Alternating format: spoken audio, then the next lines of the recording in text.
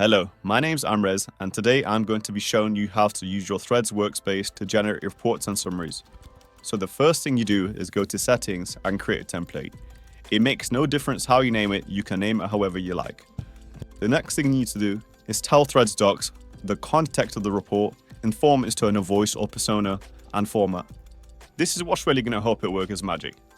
Now, you can start adding in your sections for your report.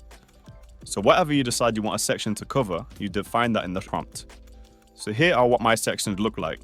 The final part is where I decide what data sources this template should pull from by selecting a primary thread and then groups that you will have organized by tags already.